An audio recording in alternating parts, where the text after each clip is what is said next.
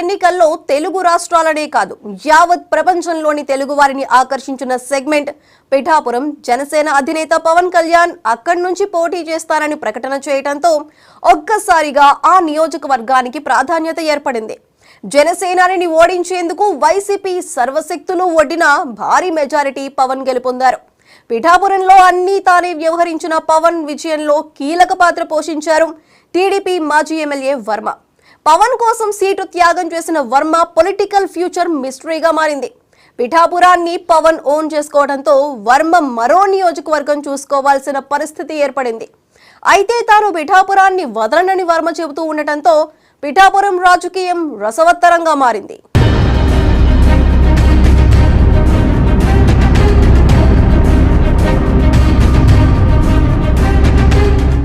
ఉమ్మడి తూర్పుగోదావరి జిల్లా పిఠాపురం గత ఎన్నికల్లో జనసేన అధినేత పవన్ కళ్యాణ్ పోటీ చేయడంతో ఒక్కసారిగా తెలుగు రాష్ట్రాల్లో సంచలనంగా మారింది. పిఠాపురంలో టీడీపీ హవా సాగుతున్న సమయంలో అక్కడ నుంచి పోటీకి వర్మ సిద్ధపడ్డారు.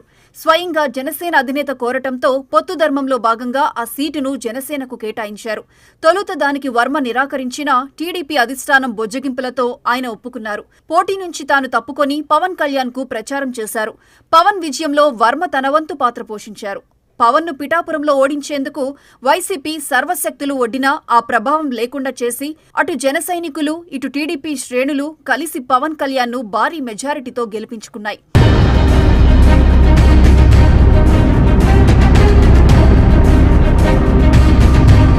పిఠాపురంలో విజయం తర్వాత పవన్ డిప్యూటీ సీఎంగా ప్రమాణ స్వీకారం చేసి కీలక శాఖలు తీసుకున్నారు.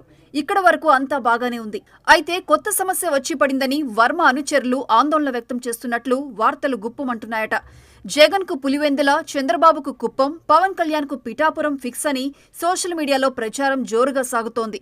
ఈ నేపథ్యంలో పవన్ కోసం సీటు త్యాగం చేసిన టీడీపీ నేత వర్మ పరిస్థితి ఏంటనేది చర్చల్లో నలుగుతోంది.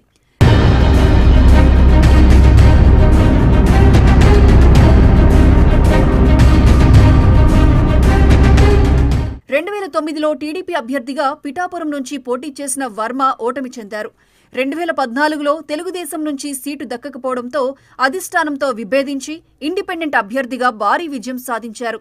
అనంతరం టీడీపీలో తిరిగి చేరారు. 2019లో టీడీపీ అభ్యర్థిగా తిరిగి పిఠాపురం బరిలో నిలిచినా ఓడిపోయారు.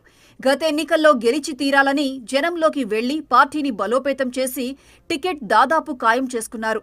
ఎప్పుడైతే పవన్ కళ్యాణ్ పిఠాపురం సీటు కోరుకున్నారో అప్పుడు వర్మకు ఒకంత బ్యాడ్ టైం స్టార్ట్ అయింది. మరోవైపు తాను నియోజకవర్గం మారతానంటూ వస్తున్న వార్తలపై వర్మ స్పందిస్తూనే ఉన్నారు. తాను ఇక్కడే పుట్టి పెరిగానని, పిఠాపురంలో ఎంతమంది నాయకులు వచ్చినా తన ప్రాబల్యం తగ్గదని ధీమా వ్యక్తం చేస్తున్నారు.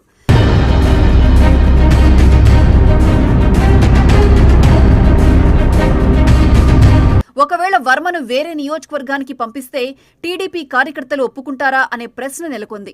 పిఠాపురం కూటమి అభ్యర్థిగా పవన్ కళ్యాణ్ ను ప్రకటించినప్పుడే వర్మ వర్గీయులతో పాటు టీడీపీ కార్యకర్తలు ఆందోళనకు దిగారు. ఇలాంటి పరిస్థితుల మధ్య పవన్ అక్కడే స్థిర నివాసం ఏర్పరచుకుని పిఠాపురాన్ని సొంత నియోజకవర్గంగా మార్చుకోవాలని భావిస్తున్నారు. సెగ్మెంట్ ప్రజానీకం కూడా డిప్యూటీ సీఎంని ఓన్ చేసుకుంటోంది. దాంతో వర్మకు నామినేటెడ్ పదవి ఇచ్చి మరొక నియోజకవర్గానికి ఇన్ఛార్జ్ చేస్తారన్న ప్రచారం సాగుతోంది. పవన్ కళ్యాణ్ మాత్రం నియోజకవర్గం వైపు పూర్తిస్థాయి దృష్టి సారిస్తున్నారని విషయం క్లియర్గా అర్థమవుతోంది. స్థానిక సమస్యలపై సమగ్రంగా నివేదికలు తెప్పించుకొని పరిష్కారాలు చూపేందుకు జనసేనాని ప్రయత్నాలు చేస్తున్నారు. డిప్యూటీ సీఎంగా, మంత్రిగా బిజీగా గడుపుతున్నా నియోజకవర్గంలో ఎలాంటి ఇబ్బంది కలిగినా వెంటనే స్పందిస్తున్నారు. మాటలతో కాకుండా డిప్యూటీ సీఎం చేతల్లో నియోజకవర్గంలో తనదైన మార్కు వేసుకుంటూ ముందుకు సాగుతున్నారు. మరోవైపు కూటమి ప్రభుత్వం ఏర్పడిన నాటి నుంచి వర్మ కూడా తన పని తాను చేసుకుంటూ ముందుకు వెళ్లిపోతున్నారు. పెన్షన్ పెంపు కార్యక్రమం నుంచి ప్రభుత్వం చేపడుతున్న ప్రతి పనిలోనూ పాల్గొంటూ జనాలకు దగ్గరవుతున్నారు.